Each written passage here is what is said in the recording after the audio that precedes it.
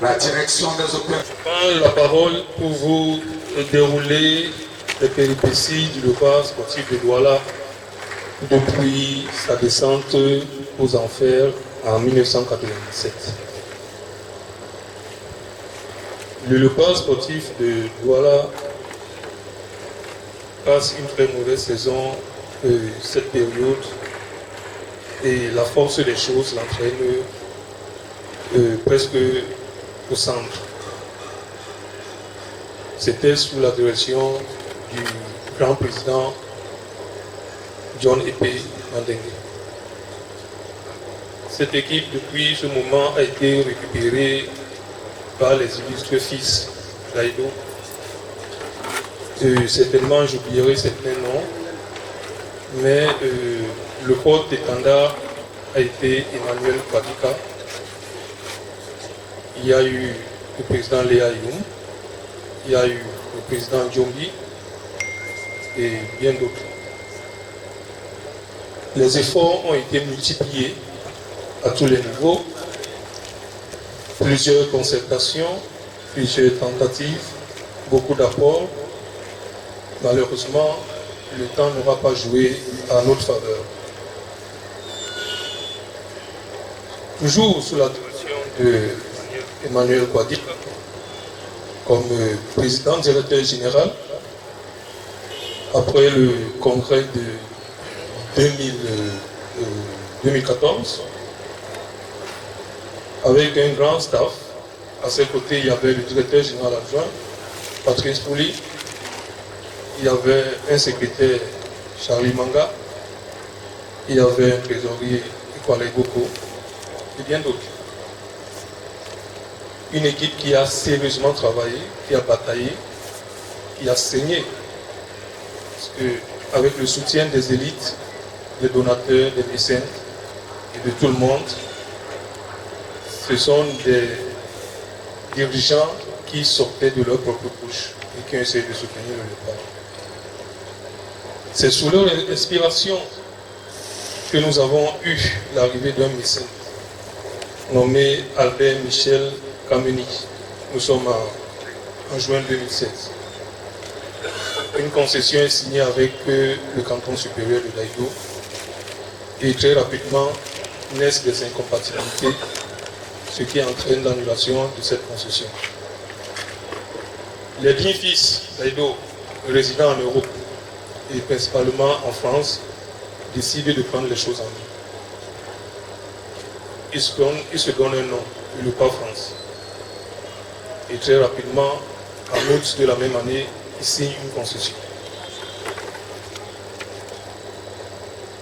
Celui qui joue toujours les facilitateurs, c'est Emmanuel Kwadika, avec tout son bureau. Nkoko Fajon se présente comme le représentant, le porte-parole de Leopard France. Très rapidement, pour ceux qui ne le connaissent pas, je lui prie de se lever pour que tout le monde l'identifie et je prie tout le monde de le saluer.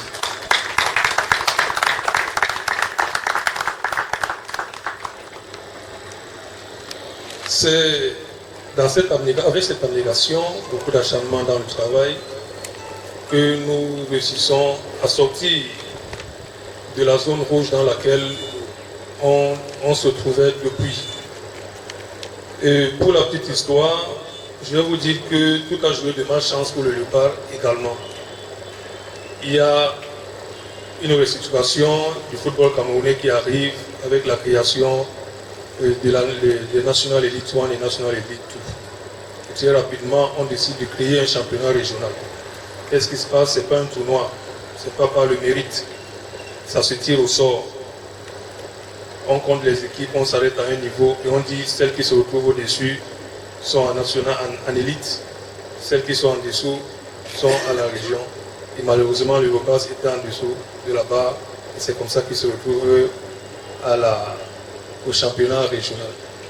Il a donc fallu batailler pour que, en 2018, précisément, nous nous retrouvons dans le championnat professionnel en 2e division. Ce congrès a été initié par rapport à tout cela, parce que la saison écoulée n'a pas été très porteuse pour nous. Et dans nos propres investigations, nous avons constaté que la blessure reste grandement ouverte, que les questions restent toujours presque sans réponse, comme des énigmes dans les têtes, dans les mémoires des sympathisants, des supporters, des dignes fils et filles du canton. Et par rapport à cela, nous n'allons pas ouvrir un débat cantonal, si vous me permettez l'épithète, pour en parler ici.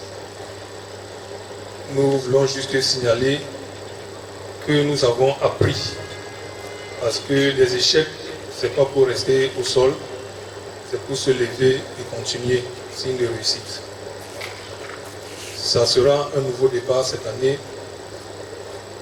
Toute l'équipe, toute la direction des opérations, les encadreurs techniques et les joueurs que vous aurez l'occasion de voir tout à l'heure, me demandent de vous dire comme un serment que cette année nous ne faillerons pas avec votre soutien.